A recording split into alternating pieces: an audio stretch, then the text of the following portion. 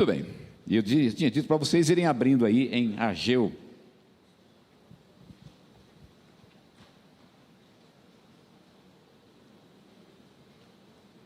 Esse ano a gente está trabalhando com o tema do serviço. Nós demos ao nosso programa este ano o tema Tempo de Servir. A gente colocou aqui a ideia da engrenagem, né, como sendo o nosso tema, né, para este ano, o símbolo para este ano. E a ideia da engrenagem é exatamente a ideia do serviço. A engrenagem tem a ver com o serviço, tem a ver com o servir, e por isso a gente está usando esse tema, tá bom? De manhã eu lembrei a vocês que no celular tem uma área de serviço. Quando você se diverte com o celular, tudo, né? Que todo mundo se diverte, mas tem um momento que você tem que fazer uma manutenção, tem que trabalhar no celular. E o trabalho é exatamente um botãozinho que é uma engrenagem que representa o trabalho. Então, cada um de nós é como se fosse uma engrenagem no reino de Deus, e como engrenagens precisamos uns dos outros para trabalharmos e fazermos algo efetivo para a glória do Senhor e para o seu reino. Bem, eu tinha dito para vocês que a gente vai ler Ageu. Deixa eu achar Ageu aqui.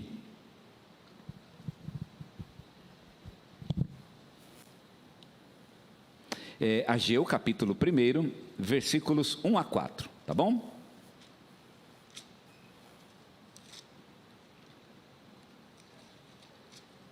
Está aqui. O profeta Ageu, ele é bem, talvez até um pouco conhecido de vocês. Eu tô nessa igreja há um pouco mais de um ano, e no ano que eu cheguei aqui na igreja, que foi no ano retrasado, vocês estavam trabalhando com o tema da reconstrução. E a reconstrução, vocês estudaram, entre outras coisas, o livro de Neemias.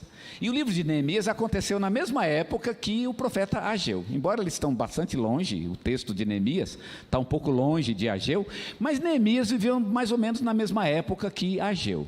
Neemias um pouco antes, Ageu uns 50 anos mais ou menos depois de Neemias. Então eles são mais ou menos contemporâneos, enfrentaram problemas muito parecidos, tanto Neemias quanto Ageu. Neemias e outros personagens do Antigo Testamento, Zorobabel, Esdras, Zacarias, o próprio Malaquias, foram profetas que viveram então neste período de reconstrução de Israel. Ageu é um profeta bem pequenininho, ele escreveu muito pouco, mas ele foi um profeta muito abençoado, e ele escreveu numa época muito difícil, muito complicada do povo de Deus. O povo de Deus, o povo de Israel, tinha sido levado para a Babilônia, e tinha ficado 70 anos na Babilônia. E nesse meio tempo, Jerusalém e Israel ficou uma nação devastada.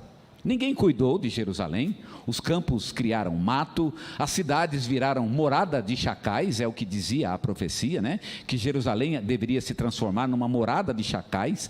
Então animais selvagens vieram habitar em Jerusalém, e quando eles chegaram lá depois de 70 anos, encontraram uma nação destruída, uma nação acabada. E começaram então todo o processo de reconstrução da nação. É muito difícil a gente imaginar o tamanho do desafio que era reconstruir toda uma nação. Não era só um sistema político que tinha que ser reconstruído, era a nação inteira mesmo. Eram as próprias casas que tinham que ser reconstruídas, campos que era preciso tirar o mato para começar a cultivar novamente, arar novamente os campos. Era todo um sistema sacerdotal, tudo precisava de uma reconstrução e um recomeço. E o povo então iniciou esse recomeço, e no primeiro momento foi muito bom. Uma primeira leva veio com Neemias, e o primeiro grande desafio de Israel foi reedificar os muros. Quem lê Neemias vai ler a história da reconstrução dos muros, uma reconstrução muito difícil. O povo de Israel ficou muitos anos, antes da vinda de Neemias, ficou muitos anos tentando reconstruir os muros, porque eles foram voltando aos poucos. Mas quando Neemias chegou, ele fez isso em 53 dias. Ele fez muito rapidamente, ele reconstruiu os muros. Mas o problema não era só o muro, tinha muito mais. As casas estavam em ruínas, o templo estava em ruína. E Deus disse: acabou os muros, vamos para o templo. E o povo então começou a trabalhar no templo e reedificar o templo. Mas aconteceu uma coisa: os inimigos ao redor de Israel viram que Israel estava sendo reconstruída, e aí eles envenenaram o coração do rei da Babilônia, e o rei da Babilônia proibiu, mandou parar a reconstrução da nação. Eles deveriam reconstruir casa, mas não deveriam reconstruir prédios públicos. Isso era proibido, e o templo poderia ser considerado um prédio público, e por isso o templo começou a ser construído, mas ele parou. Lá no alicerce já parou, e eles não puderam mais reconstruir o templo. E o templo ficou parado. Bom, como o templo estava parado, cada um se voltou para a sua própria casa, e cada um foi cuidar da sua vida. Aqueles que tinham campos, né? Havia pouca gente, né? Pouca gente voltou da Babilônia, e dos que foram desterrados da Babilônia, muito poucos, apenas uns 10% retornaram, então tinha muito para todo mundo. Por exemplo, o campo era livre, você podia chegar e pegar um campo qualquer, havia muita terra disponível, e por isso então cada um se voltou para o seu campo, para a sua terra, para a sua casa. A cidade de Jerusalém ficou grande para o pequeno número de pessoas que estavam habitando em Jerusalém, e cada um foi cuidar da sua casa, encontrou lá uma casa bonita, e foi lá reconstruir a casa, e cada um foi cuidar da sua vida, e o templo ficou parado. E cada um foi cuidando da sua vida, e essa situação, ela se arrastou por longos 16 anos. Depois de 16 anos, cada um cuidando da sua casa, cuidando do seu terreno, cuidando da sua vida, e o templo parado. E aí chega o profeta Ageu. Deus vai falar através de Ageu que era tempo de cuidar da casa de Deus.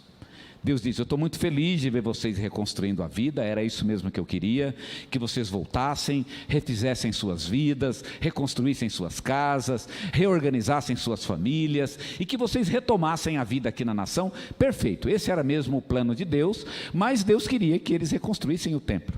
E Deus fala: não é tempo de vocês cuidarem da vida de vocês, é tempo de reconstruir o templo. Vamos cuidar da casa de Deus primeiro, e depois vocês vão voltar para a casa de vocês.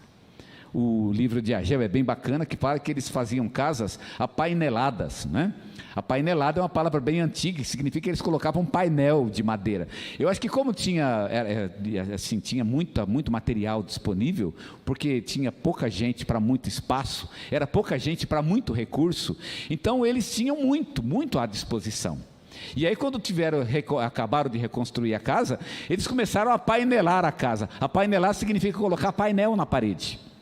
Você já colocou painel na parede ou não? Hoje em dia é uma coisa que nem se faz muito, né? Era coisa de gente muito rica. Já viu quando o sujeito terminava a parede, e aí ele revestia a parede com painel, geralmente painel de madeira. Hoje em dia existem outros materiais, né? Mas se colocava o painel de madeira. Isso é uma coisa muito chique. Talvez hoje em dia não esteja muito na moda, não é verdade? Mas era uma coisa muito chique. Então o Ageu, ele fala sobre essas casas apaineladas. Quer dizer, depois de reconstruir, eles estavam ainda caprichando mais, criando uma vida muito confortável, uma vida de muita qualidade, mas o templo do Senhor continuava em ruínas. E Deus vai falar: olha, será que é certo isso? Vocês morarem em casas apaineladas e o meu templo ficar em ruínas? E Deus vai dar um puxão de orelha neles, para que eles retornem e retomem a reconstrução do templo. Ele diz assim lá em Ageu capítulo 1, versículos 1 a 4: no segundo ano do reinado de Dario, no sexto mês, no primeiro dia do mês, por meio do profeta Ageu, a palavra do Senhor veio a Zorobabel, filho de Salatiel, governador de Judá, e a Josué, filho de Josadaque, o sumo sacerdote, dizendo: assim diz o Senhor dos exércitos, este povo diz: ainda não chegou o tempo em que a casa do Senhor deve ser reconstruída. Por isso a palavra do Senhor veio por intermédio do profeta Ageu, dizendo: acaso é tempo de vocês morarem em casas luxuosas? A palavra luxuosas aqui é aquela palavra que eu disse no original, apainelada, né? Casas com painéis. Enquanto esse templo permanece em ruínas, portanto, assim diz o Senhor dos exércitos: considerai o que tem acontecido com vocês. Para um pouco para pensar na vida de vocês. E Deus vai mostrar que tem muita coisa errada na vida deles, embora exista aquele luxo todo, mas o problema todo está acontecendo por quê? Porque eles não estão cuidando da casa de Deus. A casa de Deus tinha que ter prioridade. E Deus vai, através de Joel, nesse pequeno livro, ele vai fazer exatamente esta recomendação. Bem, o que eu queria hoje, eu quero falar 4 vezes nesse texto. Hoje é a primeira vez e quero abordar esse texto sob o ponto de vista das bênçãos que o povo recebeu. O povo de Israel que voltou da Babilônia estava muito abençoado. Não foi todo mundo que quis voltar, muita gente preferiu, na verdade 90% preferiu não voltar, mas os que voltaram foram muito abençoados em Israel, muito abençoados mesmo, encontraram uma nação que tinha muito recurso, e eles aproveitaram muito desses recursos, viviam uma vida muito abastada inclusive, né? Quando voltaram, portanto, de Israel, apesar das muitas dificuldades, né, na reconstrução de sua nação. E aí eles acabaram recebendo, os que voltaram, receberam muitas bênçãos de Deus, e eu quero falar um pouquinho sobre essas bênçãos. Eu quero falar sobre as bênçãos de Deus, e eu quero fazer aqui uma distinção entre 2 tipos de bênção: a bênção que Deus dá e a bênção que Deus pede. Eu não sei se você sabia que Deus pede uma bênção, porque você sabe que Deus abençoa, mas eu não sei se você já pensou em abençoar Deus, né? Eu queria hoje que você mudar um pouco a perspectiva, porque na verdade, além de dar bênção, Deus também pede bênção. Não sei se você pede bênção, todo mundo, eu peço pelo menos, né? A gente é a maior cara de pau, a gente pede bênção para Deus. Deus abençoa, e não é que Ele abençoa mesmo, amém por isso.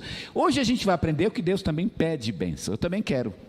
Você não pede? Eu também peço, Deus também pede. E nós vamos aprender hoje algumas bênçãos que Deus nos pede, e vamos ver qual é a distinção entre a bênção que Deus dá e a bênção que Deus pede. Tem 2 tipos de bênção.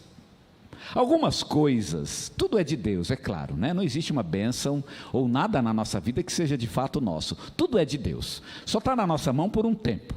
A gente é meio que mordomo das coisas que Deus nos deu, mas tudo pertence a Ele. Casas, roupa, a sua saúde, tudo é bênção e tudo é de Deus. Você já reparou que algumas dessas bênçãos, elas são suas mesmo? A gente fala, é de Deus, mas vamos falar a verdade, Deus não usa aquilo. Por exemplo, a sua geladeira. Deus usa a sua geladeira?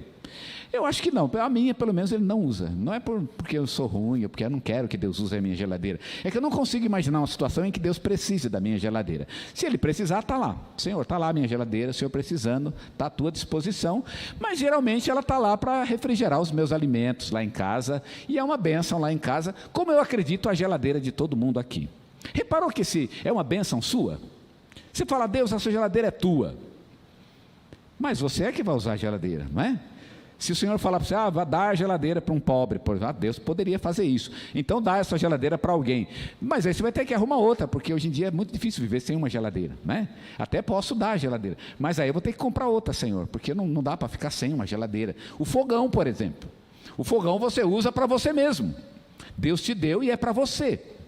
Não precisa ficar com aquela história, Deus é teu esse fogão, todo dia, né? Relembrando Deus, esse fogão é teu. Aí Deus vai dizer, querido, usa o fogão, não precisa, né? Não precisa disso, usa, é para fazer alimento, vai fazer o alimento no fogão, faz coisa boa para a tua família, coma bem, Deus está muito feliz com isso, e foi para isso que Ele deu essas bênçãos. Algumas bênçãos são assim, elas são para nosso uso, as suas roupas são para o seu uso. Não é verdade? Talvez um dia você vai trocar o guarda-roupa, vai doar algumas, mas enquanto está contigo, ela é tua. Deus não precisa de, essa camisa eu vou compartilhar, vou voltar para casa sem camisa hoje. Deus não precisa, tá certo? Usa ela, foi dada para você, não tem problema. Reparou que algumas bênçãos elas têm essa qualidade, ela é nossa. Não precisa ficar dando para Deus, como que devolvendo a Ele, né? Algo que foi dado para o seu próprio uso. Mas você já reparou que tem certa bênção que você não pode fazer assim? Ela de fato, embora você possa usá-la, mas você tem que devolvê-la a Deus. Deus pede de volta. Deus talvez não queira meu fogão, mas isso não significa que Ele não queira nada. Alguma coisa Ele quer sim. Eu acho que se eu ficar entregando a Deus o meu fogão, Deus vai dizer, Eliseu, vamos fazer o seguinte, deixa o fogão para lá, usa o fogão, esquece o fogão, e já que você quer me dar alguma coisa, eu vou te falar o que eu quero de você. E aí tem algumas coisas que Ele realmente vai me pedir. Quais são as bênçãos que Deus pede? Algumas coisas Deus nos pede. Por exemplo, o tempo. Deus nos deu o tempo para vivermos neste mundo, mas Ele nos pede de volta. Eu quero de volta o tempo.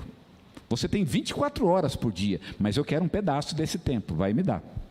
Veja, você vai devolver a Deus. Você não pode ficar simplesmente se regozijando nessa bênção. Você realmente e efetivamente devolve algo disso para Deus. Você pode dar a Deus, por exemplo, os seus dons, os seus talentos. Deus te deu uma inteligência, um talento, e você pode usar isso para a glória dele. Então isso é bom, isso é bênção, e Deus espera que eu devolva isso a Ele. Foi dado para mim, para meu uso pessoal, para minha alegria pessoal, para o meu desenvolvimento pessoal, mas Ele quer de volta. E Ele fala: Eliseu, eu quero parte desse talento, você vai, né? Vamos usá-lo para a minha glória, vamos usá-lo na minha casa. Deus quer algo, Ele quer algo de mim. Eu estou dizendo isso porque exatamente esse é o problema de Joel. As pessoas estão reconstruindo as casas, e sabe qual é o argumento que elas estão usando? Ah, minha casa é a reconstrução da nação. Já viu? Isso é conversa para boi dormir, né? Porque quando eu construo a minha casa, a nação está sendo construída. Não vou dizer que não está errado, está certo? Quando eu construo minha casa, eu estou reconstruindo a nação de Israel. Afinal, a nação de Israel é composta da casa de todo mundo vai fazendo sua casa, e no fim a nação é o conjunto, como aqui, é o conjunto de todas as casas. Mas isso é conversa para boi dormir, porque Deus está dizendo: ó, filho, eu entendo muito bem, você está fazendo a tua casa, é para a tua glória, Senhor. Não, para a minha glória, vai para o templo. A minha glória é melhor no templo do que fazendo a tua casa. Algumas coisas glorificam mais a Deus. Deus pede algo de mim que é muito melhor para a glória dele. Em vez de dar a Deus uma coisa que talvez ele nem esteja pedindo, por que não dar a ele uma coisa que efetivamente ele esteja pedindo? Algo que realmente ele queira, algo de fato que ele não abre mão. Ele realmente quer isso de nós, de cada um de nós. Essas pessoas construíam, e construir a casa realmente era uma bênção para a nação. Mas Deus está dizendo: vocês querem ser uma bênção verdadeira, então cuidem da casa de Deus. A casa de Deus, é ela que precisa do cuidado. Vocês têm que dar atenção a ela. Deus queria que eles se concentrassem, na verdade, não nas bênçãos que eles estavam recebendo. Eram boas e maravilhosas, e elas continuariam vindo, mas não se concentrem nessas bênçãos. Concentrem-se naquilo que vocês têm que me dar, naquilo que é meu. Talvez a pergunta que eu tenho que fazer é: o que de fato é meu e o que de fato é de Deus na vida?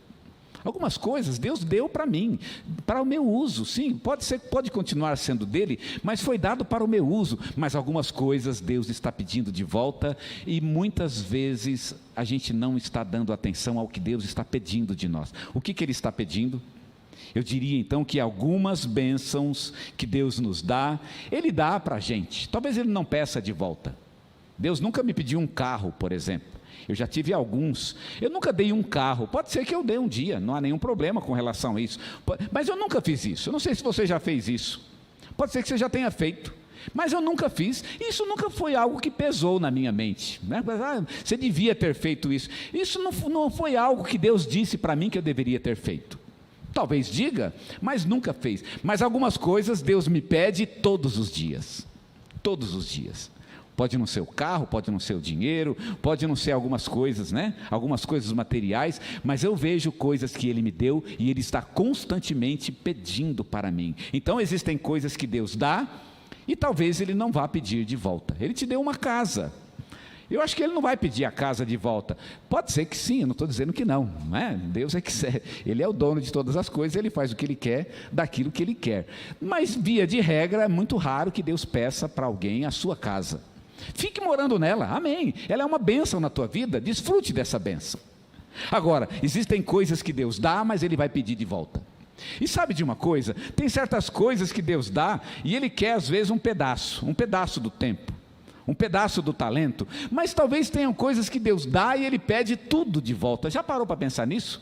Por exemplo, Ele me deu um coração, uma vida interior, e Ele pede tudo. Ele diz: eu quero tudo. Ah, Senhor, deixa uma parte para mim, para eu cuidar. Não, eu quero tudo. Algumas bênçãos que Ele deu, Ele simplesmente está pedindo de volta. Ele quer minha própria vida. E sabe, Ele não quer um pedaço da minha vida. Ele quer a vida inteira. Ele me deu e agora está pedindo de volta. A gente às vezes fica segurando. Não, Senhor, minha vida é uma bênção, Senhor. Eu não posso dar para o Senhor não, que ela está me abençoando. E Deus está dizendo: pois é, ela está te abençoando, mas eu quero que ela abençoe a mim. Eu quero que ela seja bênção para mim e não para você. Afinal, a nossa vida, ela nos foi dada para que servisse de bênção para Ele mesmo. Então existem bênçãos que Deus dá, mas Ele não vai pedir de volta. Mas algumas bênçãos Deus dá e Ele pede de volta. Como é que eu distingo uma da outra? E agora chegamos à questão aqui de Ageu. Como eu posso distinguir a bênção que Deus dá e ele não pede de volta, daquela outra que Deus dá e ele pede de volta? E vejam que, via de regra, a melhor de todas é aquela que provavelmente ele pede tudo, né? Eu não quero nem metade, eu quero é tudo, pode devolver tudo. Qual é a diferença e em que constituem, portanto, essas bênçãos? Para eu saber a diferença dessas duas bênçãos, a primeira pergunta que eu tenho que fazer, e Ageu nos desafia a fazer essas perguntas, é: essa bênção agrada a quem? Quem se agrada da bênção? Quem gosta dela? Quem gosta? Faça essa pergunta para si mesmo. Quem gosta da bênção? Pensa numa bênção na sua vida, o seu fogão. E aí tenta responder a pergunta: quem gosta dessa bênção? Quem se agrada? Quem se agrada? Capítulo 1 de Ageu, no versículo 8 diz, capítulo 1, verso 8: vão até o monte, tragam madeira e reconstruam o templo, dele me agradarei e serei glorificado, diz o Senhor. Vocês estão construindo a casa de vocês, eu acho muito legal, né? Não estou dizendo para não construir, vamos construir, mas vão buscar madeira para fazer o templo, porque se vocês fizerem o templo, aí é eu que vou gostar. Eu estou vendo que vocês estão felizes aí na casa de vocês, amém por isso. Agora chegou a hora de deixar eu feliz. A grande pergunta é: quem se agrada da bênção? O meu fogão é bom para Deus? É bom porque eu faço comida, né? Comendo eu continuo vivo, e aí isso é bom para Deus que eu continue vivo, né? Mas para fora eu tive que usar um raciocínio, né? Toda uma cadeia de raciocínio para chegar nisso, só para justificar o fogão. Irmãos, existem bênçãos que são muito mais práticas nesse sentido, elas realmente agradam a Deus. Vamos direto para o assunto. Na verdade, o meu fogão para Deus não faz diferença nenhuma, mas algumas coisas fazem muita diferença para Deus. Ele talvez não se agrade disso, não se agrade no sentido de que para ele não faz muita diferença. Pode ser até um fogão melhor, pode ser pior, né? Desde que a chama funcione bem, não é problema. Mas algumas bênçãos ele realmente fica feliz. Se eu der isso para ele, isso realmente ele fica feliz. A pergunta é: o que agrada? A quem agrada? Quem fica feliz? Casas bonitas que os judeus construíam estavam agradando a eles, mas o templo agradaria a Deus. Agradaria a Deus. A gente quer muito que Deus nos agrade. A gente quer muito que Deus nos faça bem, que Ele nos faça felizes. Mas nós não estamos preocupados em agradar a Deus, vamos falar a verdade, não é? Eu quero que Deus me faça feliz, mas eu não estou preocupado com a felicidade dEle. Talvez você devesse fazer uma pergunta, né? Uma pergunta bem ousada: Deus, o que o Senhor gostaria que eu te desse? O que eu faria que deixaria o Senhor feliz? E se você conseguir responder essa pergunta, você deveria então fazer tal coisa. O que te deixaria feliz, Senhor? Deus está dizendo: vocês estão fazendo a casa de vocês, muito bem, mas eu mesmo, para mim, não está fazendo diferença nenhuma. Não é que Deus está triste, não é para Ele, não é? E daí? Colocar painel, Deus, vamos colocar painel na parede para a tua glória. Tá bom, né? Pode pôr, não precisa ser para a minha glória, põe o painel, fica bonito, não é problema nenhum. Mas para mim, quer fazer uma coisa que faz diferença? Cuide da minha casa. Aí sim, se cuidar da minha casa, opa, agora sim, agora chegou onde eu queria, estamos agradando a Deus. A grande pergunta é: o que agrada a Deus? Nós não estamos pensando nisso. Lembra quando você, hoje de manhã inclusive, né, estava conversando lá com o Luigi, estava com aquela bolsa rosa, e brincando com ele, né, que pai de filho, pai de menina. Eu acho que com certeza ele não usaria aquela bolsa em outras condições, não é? Talvez ele mesmo, se usasse um outro tipo de bolsa, provavelmente, que aquela é uma bolsa de carregar fralda, não é? Pai de menina. Mas ele não está agradando a si mesmo. Você já brincou? E não é só uma questão de usar bolsa rosa, não. Já pensou, você foi pai, por exemplo, de menino, brincou de bola com o teu filho, foi gostoso brincar de bola com o teu filho?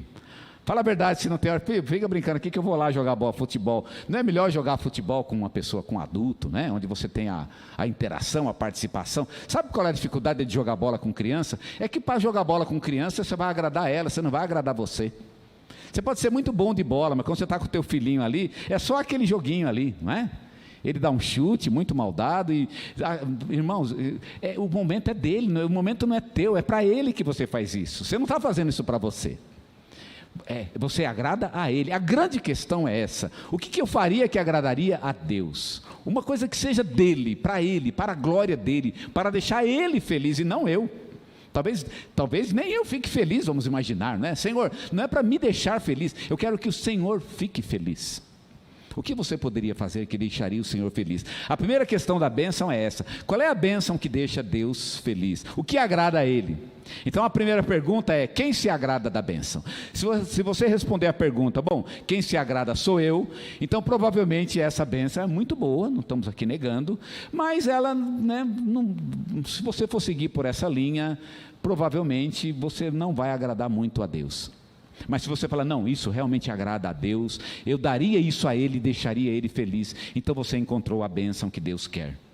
A segunda pergunta que eu posso fazer para diferenciar uma bênção da outra é: qual é a bênção que tem a capacidade de se tornar melhor?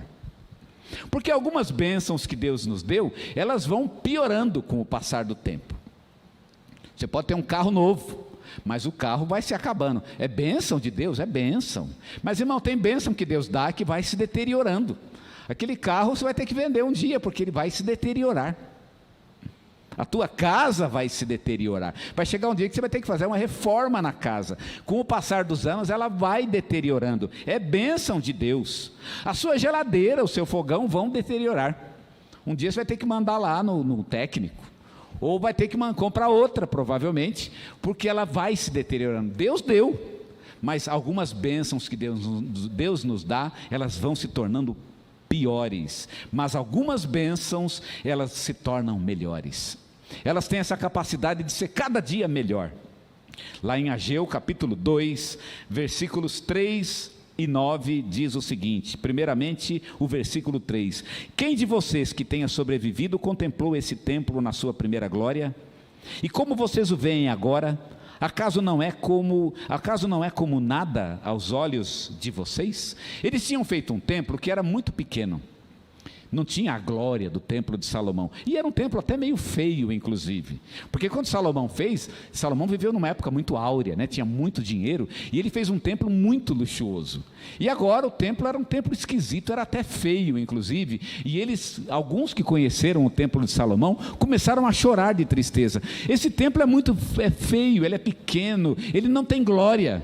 O templo de Salomão é que era lindo. Mas olha o que Deus diz no versículo 9, acerca desse templo, capítulo 2, versículo 9: a glória desse novo templo será maior do que a do primeiro, diz o Senhor dos exércitos, e neste lugar darei a paz, diz o Senhor dos exércitos. Deus está dizendo, esse templo que vocês acham que é feio, ele vai ser mais bonito do que o primeiro, ele vai se tornando melhor.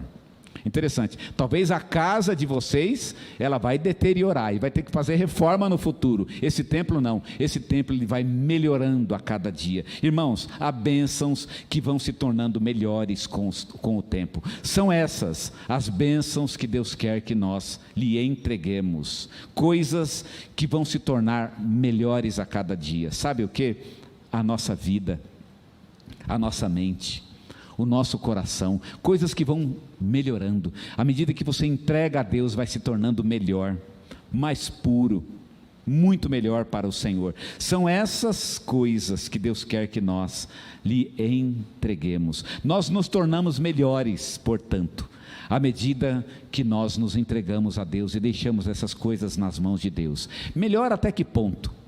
O propósito de Deus, quando Paulo escreve numa de suas cartas, é nos tornar a imagem do Filho de Deus. A gente vai se tornando tão melhor até se tornar igual a Cristo. Um dia seremos iguais a Ele, a imagem dEle, de fato, porque vamos nos tornando melhores. A essência da obra de Deus em nossas vidas é nos fazer iguais a Cristo, formar Cristo em nós. Quando nós compartilhamos essas coisas com Deus, elas vão se tornando melhores. Talvez o mundo ao seu redor vai degenerando, as coisas vão degenerando, mas aquilo que está dentro de você, a tua vida com Deus, a tua comunhão com Deus, aquilo que você deixa no altar de Deus, isso vai se renovando de dia em dia, vai se tornando melhor a cada dia, porque está nas mãos de Deus. Paulo disse, ainda que o nosso exterior se corrompa, o interior contudo se renova de dia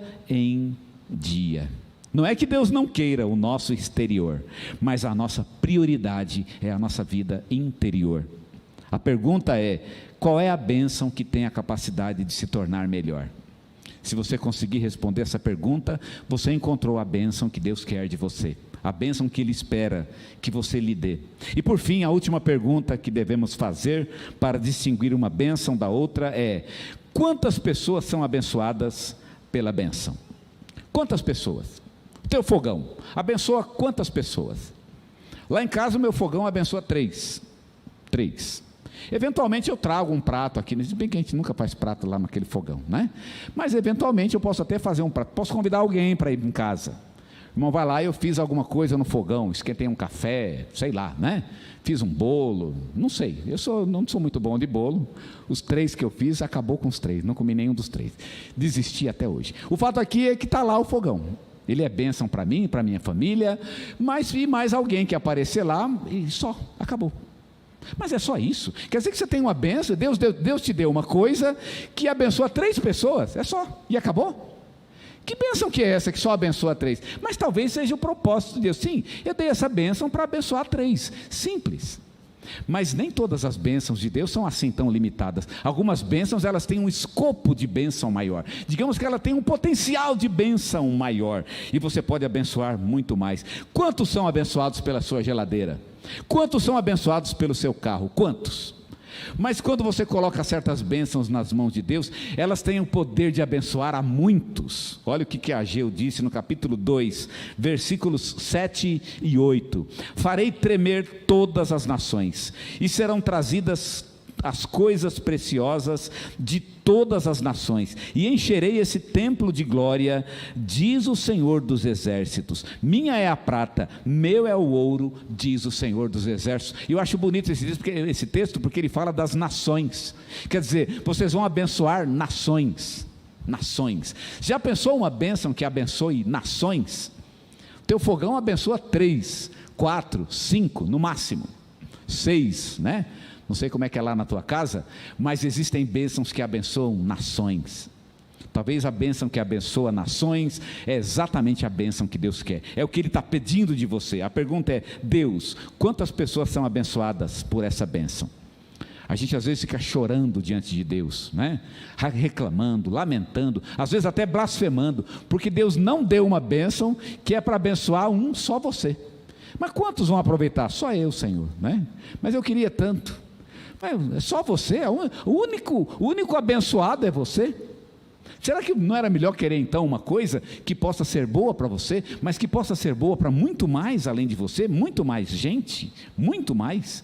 Ageu fala de nações. A bênção que Deus quer é aquela que abençoa nações. O que abençoa nações? Sabe por que o tempo é tão precioso para Deus? Porque quando você dedica tempo, por exemplo, para orar, você pode abençoar nações. Quem ora por nações, abençoa nações.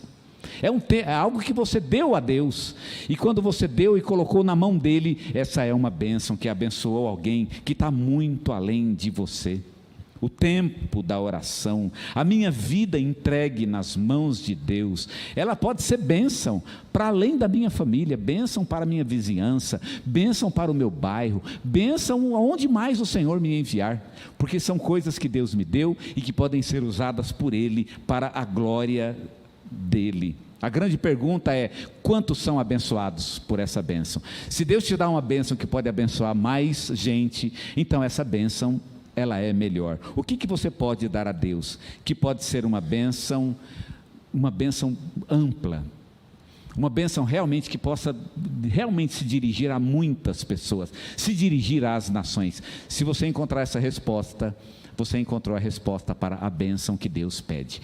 Nós aprendemos hoje uma diferença de 2 bênçãos: a bênção que Deus dá e a bênção que Deus pede. Qual dessas 2 bênçãos você tem pedido a Deus? Qual delas tem feito você chorar? Ah, Deus não me deu a bênção. E qual é a bênção? Ah, eu queria um fogão. É isso mesmo? Ah, eu estou pedindo a Deus um carro e Deus não me dá. Mas é isso que você quer? É tão pouco, tão pequeno. Você tem coisas que você pode dar a Deus tão mais incríveis do que isso. E veja, Deus aqui não está dizendo que ninguém deva cuidar da sua casa.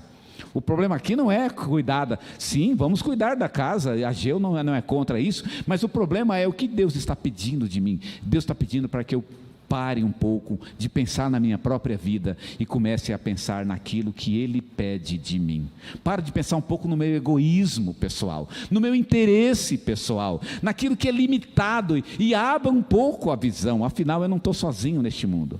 Além de mim, existem outras pessoas a quem Deus quer abençoar, e Ele quer usar a minha vida para isso.